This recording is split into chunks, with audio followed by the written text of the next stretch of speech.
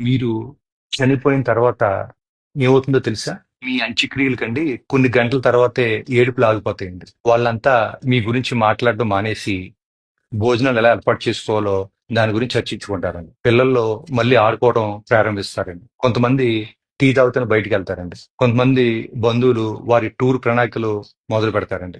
ఇంకొంతమంది భోజనాల్లో ఉప్పు ఎక్కువైందో తక్కువైందో అని చెప్పి దాని గురించి చర్చిస్తారండి. ఏదో ఒక బంధువు అండి పెట్టిన ఖర్చుపై అసంతృప్తిగా ఉంటాడండి. మెల్లగా జనాలందరూ వెళ్ళిపోతారండి. కొన్ని రోజుల తర్వాత ఏమవుద్దంటేనండి మీ ఫోన్ కి ఎక్కడ అని చెప్పేసి మెసేజెస్ వస్తాయండి. మీ ఆఫీస్ లో మీ ప్లేస్ లో పనిచేయటకు వేరే కొత్త వ్యక్తిని నియమించుకుంటారండి. మీ ఫేస్బుక్ ఫ్రెండ్స్ మీరు పెట్టిన చివరి పోస్ట్ ని ఒకసారి మళ్ళీ చూస్తారండి. మీ పిల్లలు సెలవులు ముగించుకుని వాళ్ళ జీవితాల గురించి ఆలోచించడం మొదలు పెడతారండి. మీ జీవిత భాగస్వామి తమ శాశ్వత జీవితం ఎలా గడపాలని చెప్పి ఇంకా ఆలోచిస్తారండి. పండగలు, సినిమాలు, క్రికెట్ మ్యాచ్లు అన్ని ఎప్పటిలాగా వచ్చి వెళ్ళిపోతా ఉంటాయండి. పువ్వులు మళ్ళీ వికసిస్తాయండి. కాలాలు మారుతా ఉంటాయండి. జీవితం మెల్లగా పాత రూపంలోకి వెళ్ళిపోతుందండి. ఈ ప్రపంచం మిమ్మల్ని ఆశ్చర్యకరమైన వేగంతో మర్చిపోద్దండి. ఒక సంవత్సరం తర్వాత ఎవరో ఒకరు మీరు లేని ఆనవాల్ని ఒక ఫోటోలో చూసి క్షణకాలం ఆగిపోతారండి. కొన్నేళ్ళ తర్వాత మీకు బాగా దగ్గర ఉన్న వాళ్ళు కూడా మిమ్మల్ని తక్కువగా గుర్తుపెట్టుకుంటారండి. ఆఖరికి మీ పేరు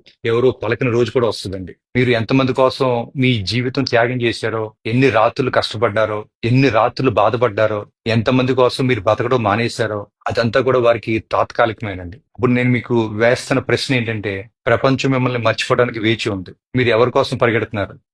మీరు ఎవరి కోసం ఆందోళన చెందుతున్నారు? మీ జీవితం మీది. దాన్ని ఇతరుల అభిప్రాయాల కోసం త్యాగం చేయకండి. బంధుత్వాల కోసం నలిగిపోకండి. జీవితం ఒక్కసారే వస్తుందండి. దాన్ని సజీవంగా, సంతృప్తిగా, మీ మనసుకు నచ్చినట్టు జీవించండి. Thank you.